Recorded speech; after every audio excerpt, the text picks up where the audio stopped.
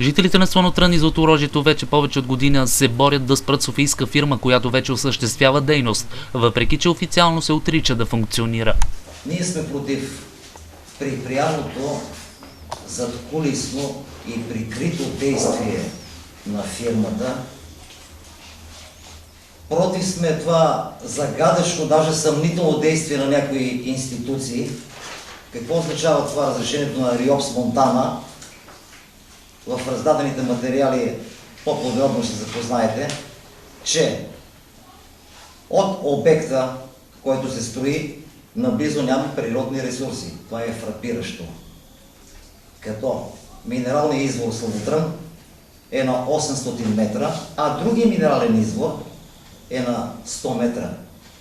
Вододайната зона е на 1500 метра, от което черпят вода, както казаха и колегите, не само селото Златорожието, а целият Видин и всички други села в системата на общината.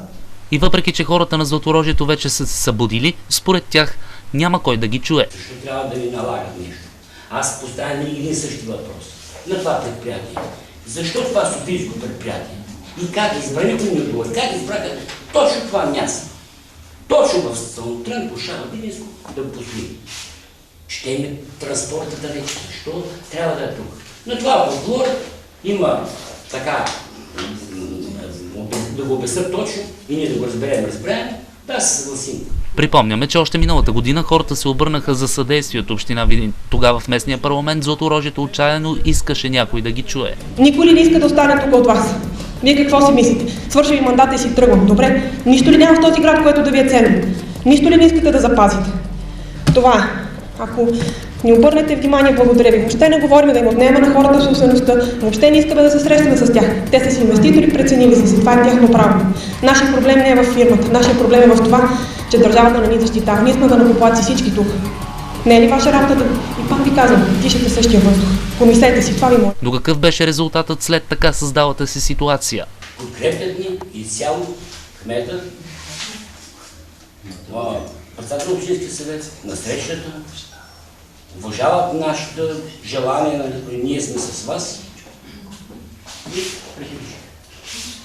Това беше разговора, който не е зададен. С този разговор вече приключи. Вече нямате комуникация. Те като че не желаят да комуникират. Ръководството на общината, колкото ръководи град Видин, толкова ръководи и селата Слънотрън, защото това са данъкоплатците, ставките са същите, които се плащат, законите са същите. Затова жителите на Златорожието бяха категорични, че вземат нещата в свои ръце, за да бранят земите си и още в събота сутринта планират да блокират Дунав мост 2. Припомняме ви, че наш екип след сигнал на жителите на Слънотрън откри такъв завод за преработка на гуми и във Видин. Както казах, жителите на Слънотрън и съседните населени места, точно както ни обясниха, точно това е адреса, зад който стои всичко това, което ви показахме. Ето, това е завоят, който води към това място. Уважаеми зрители, намерихме го. Има хайка от кучета тук, които няма да рискуваме, но пък предполагам, че виждате.